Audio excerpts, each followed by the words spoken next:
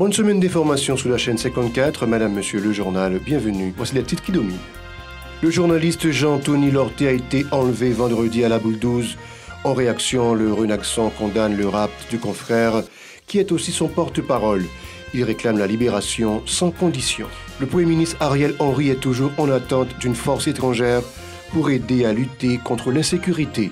Il a réitéré en ce sens son appel à la communauté internationale lors de la cérémonie d'installation du Haut Conseil de transition HCT. Un CP-140 Aurora, un avion canadien, a patrouillé ce week-end dans l'espace aérien haïtien en appui à la PNH dans la lutte contre les gangs armés. Et puis le juge à la cour d'appel de Port-au-Prince, Eddie Daron, est décédé samedi dans un centre hospitalier de la capitale. Des dizaines d'employés de l'hôpital de l'Université d'État HUEH ont manifesté lundi dans les rues de la capitale en vue de réclamer une augmentation de salaire et de meilleures conditions de travail. Restez avec nous pour le développement.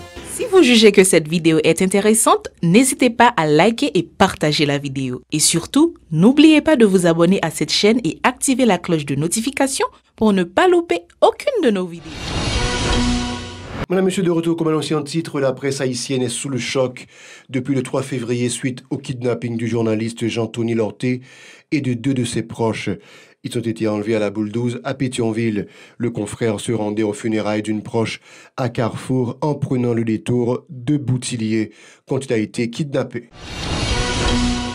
En réaction, le réseau national des groupes sanguins de résus négatifs Renaxan condamne l'enlèvement du journaliste de Radio Vision 2000, Jean-Tony Lorté, qui est aussi le porte-parole de cette structure. L'organisation réclame la libération sans condition du confrère, soulignant que les travailleurs de la presse soutiennent généralement la cause des déshérités. Eux et leurs proches n'ont pas les moyens de verser une rançon aux ravisseurs. Sur la même lancée, le Renaxan dénonce les énormes difficultés confrontées par les travailleurs de la presse dans l'exercice de leur sacerdoce.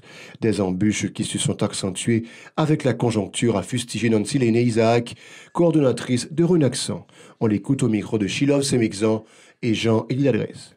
Renaxan, depuis l'année dernière, entré dans une dynamique côté que nous avons cherché beaucoup plus de partenaires, beaucoup plus d'institutions qui sont conscients de réalité ça et qui gardait pour dire en nous peut-être nous ensemble pour nous qui ça nous a fait, comment nous a renforcé sensibilisation autour de le sang. Et c'est dans ce sens ça l'ai rencontré et Dr. Wop, ça fait longtemps mais nous prenons du temps pour nous travailler ensemble, mais finalement je pense que c'est une bonne chose que nous finissons par joindre une façon pour nous collaborer ensemble. Et c'est dans ce sens ça nous allons faire un protocole jeudi et écoutez que nous allons permettre que l'administrateur dit 2-3 points de protocole là pour nous, parce que nous-mêmes seulement ici un absien a été engagement et les caprins. Peut-être nous, jeudi, personne ne pas qu'à mettre une garantie sous tête qu'il n'a pas besoin d'une pochette sang, un jour. Et c'est dans ce sens ça, tout le monde doit porter coller, quel que soit mon lié, statut social, quantité d'argent pour gagner. Leur besoin sans pour le même bateau à tout le monde. Et c'est ça, nous besoin de la communauté à commencer à comprendre. Puis on dit que à n'importe quel moment, on est capable de retrouver dans la même situation avec les gens qui dans le moment la descend parce que nous-mêmes tout ne pas épargné. Nous avons un pays instable, nous avons un pays côté phénomène d'insécurité à faire ravage. Et c'est chaque jour nous avons balle, c'est chaque jour il y a accident de circulation, et c'est chaque jour il y a des sang et il y a des SOS qui a placé pour des séries de monde qui ont en difficulté et surtout pour le groupe sanguin de résus négatifs qui 15% à travers le monde et moins que 3% au niveau national, ça veut dire en Haïti. Le Premier ministre Ariel Henry est toujours en attente d'une force étrangère pour aider à lutter contre l'insécurité. Il a réitéré en ce sens son appel à la communauté internationale lors de la cérémonie d'installation du Haut Conseil de transition HCT. Je croyais que cette force allait déjà débarquer, a confié Ariel Henry, qui se dit confiant quant à l'arrivée de ces troupes étrangères sur le sol national. Plus loin, le chef du gouvernement dit reconnaître que le climat de sécurité délétère n'est pas du tout favorable à la tenue d'élections au pays. Comment encourager un potentiel candidat à s'aventurer dans une campagne électorale sans avoir les moyens de garantir sa sécurité, a encore lâché le chef de la primature. Les propos d'Ariel Henry ont été recueillis par Esdra Jeudi et Joseph-Philippe François.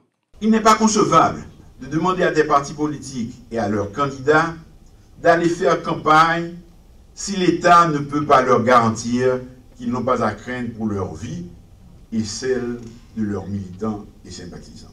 Je me réjouis que les signataires du consensus national aient apporté leur soutien unanime à la demande d'assistance d'une force spécialisée présentée par le gouvernement à la communauté internationale pour accompagner la police nationale d'Haïti dans la lutte contre les gangs.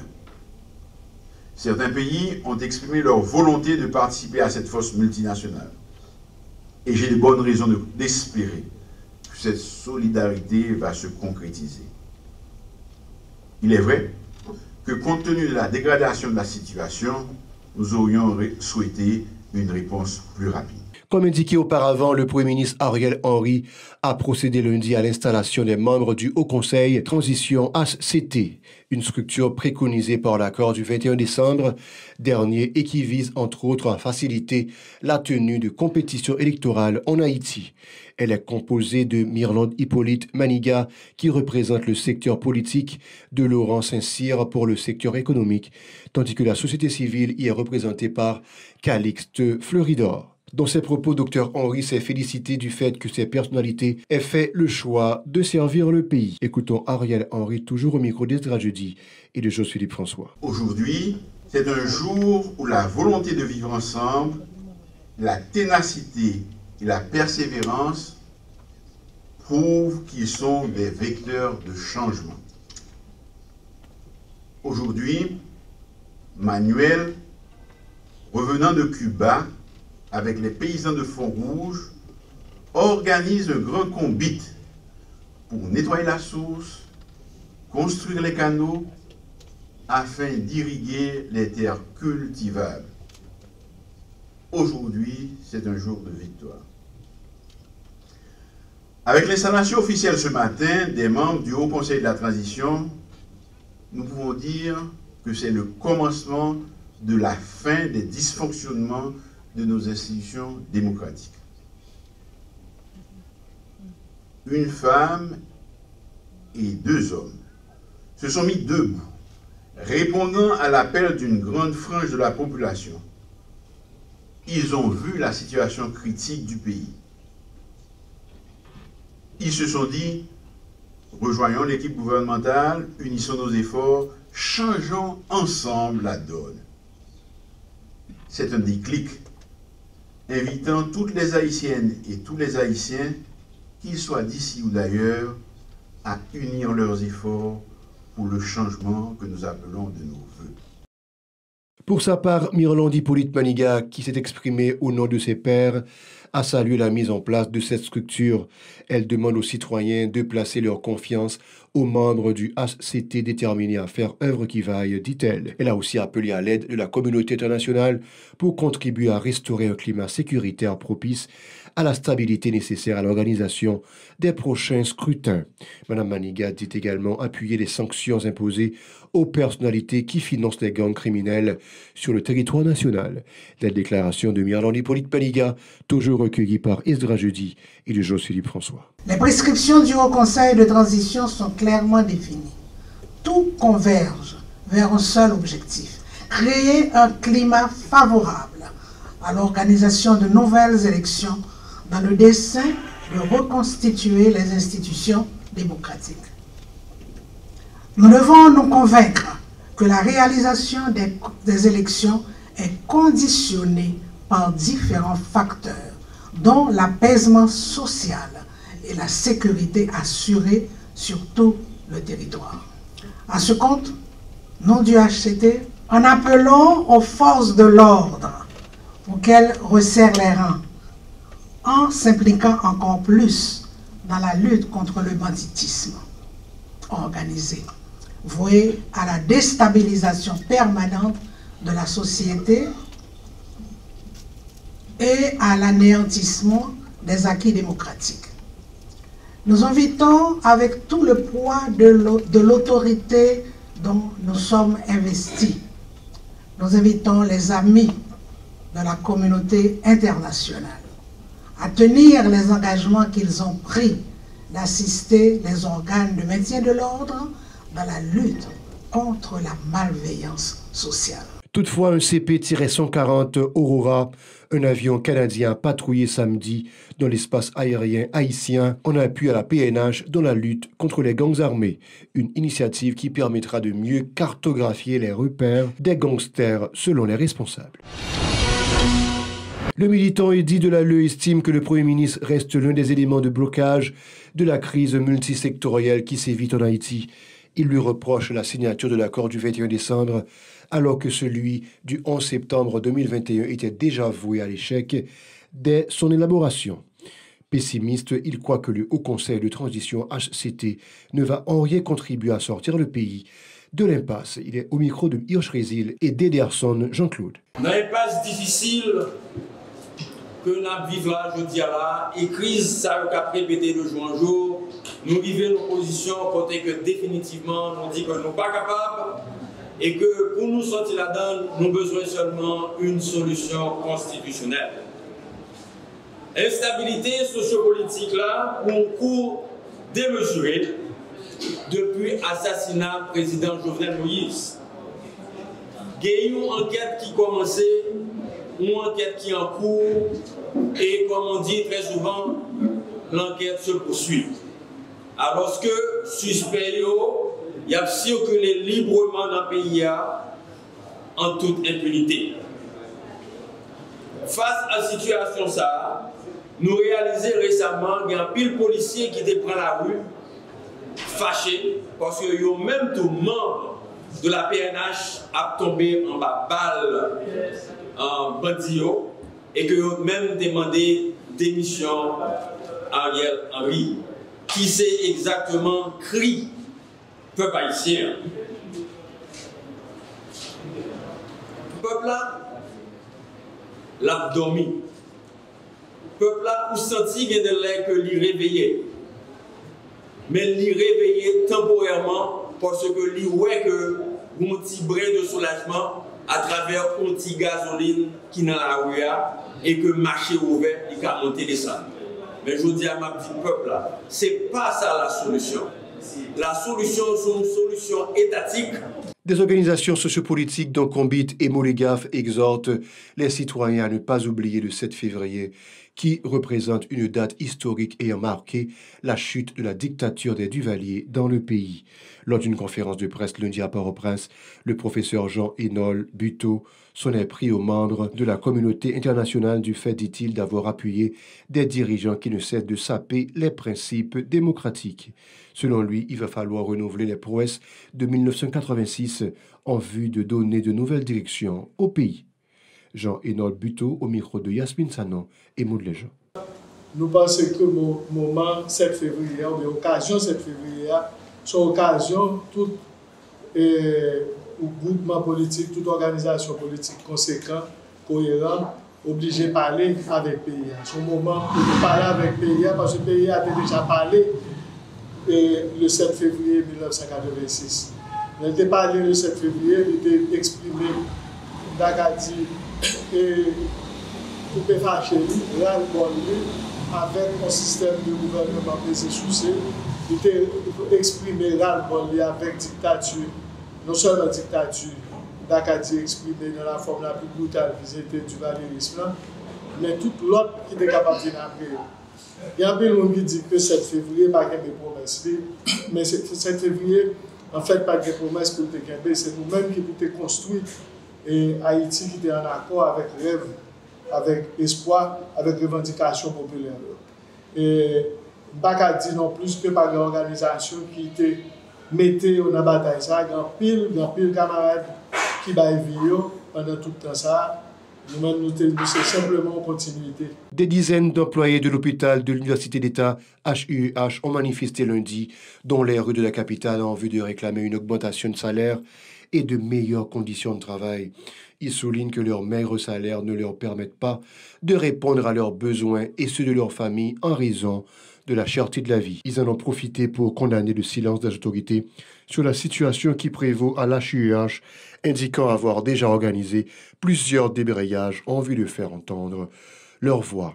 La situation est plutôt critique. Il n'y a même pas de matériel pour prodiguer un minimum de soins aux patients qui fréquentent l'HUEH, ont dénoncé des protestataires au micro de Véron Arnaud et d'Ederson Jean-Claude. Nous sommes là parce que ça fait exactement 1 mois 14 jours. Parce que grève ça a été lancé officiellement depuis le 22 décembre 2022 pour 3 conditions. Conditions de vie résident. Parce qu'on résident pas qu'à de 3-4 ans pour le passer en structure hospitalière. Pendant résidence à côté de l'abdomen, c'est qui fait la peine. Et je profite d'inviter la presse pour ouvrir pour n'importe comment nous vérifier tout ça que je dis là. Côté résident par une cafétéria, des fois, côté pour le bain avec le pipi, pour faire besoin vraiment primaire, c'est de gros sacrifices. Nous d'ailleurs pour deuxième point qui c'est conditions de travail. Nous ne pouvons pas traiter les patients comme ça. Côté dirigeants, même chez la caillou, ils ne vont pas traiter comme ça. Pour qui ça, ensemble ministère va faire voir passer pour au moins des soins de santé qui vaut la peine. Sur du public, avec fondé pendant qu'on paquet qui est pour l'hôpital qui a construit qui est ascenseur. Troisième point, comme on peut comprendre, deux monde avec bac plus 11. Bac plus 11, vous venez faire médecine qui c'est 7 ans. Vous avez une spécialisation, soit 3 ans ou 4 ans, et qu'on m'a touché le mois. 11 950 gouttes de baou, 12 500 gouttes côté, il va aller des taxes. Au final, on a demandé bonnes conditions de travail. On a demandé bonnes conditions de vie pour les résidents. Et puis, on a demandé pour respecter l'allocation ça, que on mette à 55 000 gouttes et à respecter parce que décret 29 septembre 2005 dit, dans l'article 15, alinéa 6 là, catégorie moun sa yo, que identifie nous comme stagiaires en cours de spécialisation, il n'y a pas de prendre impôt sur le revenu. C'est l'État même qui t'a écrit que respecter. Et tout autant, 3 conditions ça va pas réunir, nous ne pouvons pas suspendre et revendiquer. Par ailleurs, les manifestants ont fait mention de coupures drastiques du courant électrique qui ne facilite pas les interventions chirurgicales au plus grand centre hospitalier public du pays. Le groupe électrogène dont dispose l'institution n'est pas toujours alimenté en carburant, selon les manifestants. Ils sont toujours au micro de Véron Arnaud et Ederson Jean-Claude.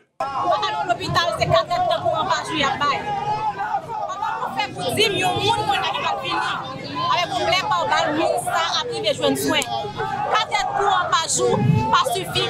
C'est 24 heures sur 24 pour nous supposé venir pour dans l'hôpital. L'hôpital, la salle qu'on fait ici, qu'on dit pour ici. Nous ne sommes pas capables encore.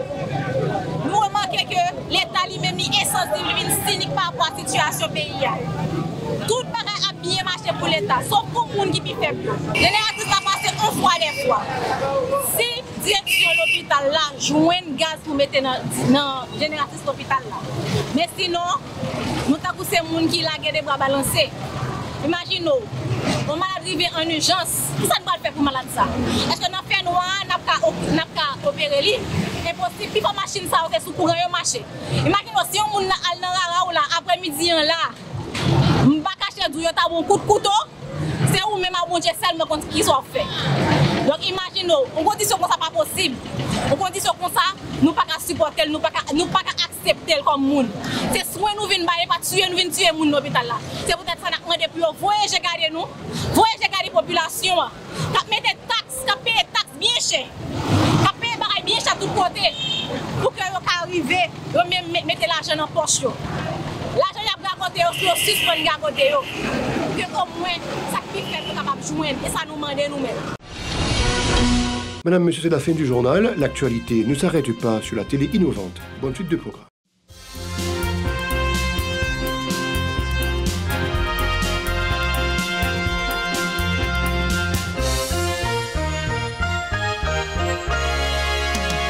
Si vous jugez que cette vidéo est intéressante, n'hésitez pas à liker et partager la vidéo. Et surtout, n'oubliez pas de vous abonner à cette chaîne et activer la cloche de notification pour ne pas louper aucune de nos vidéos.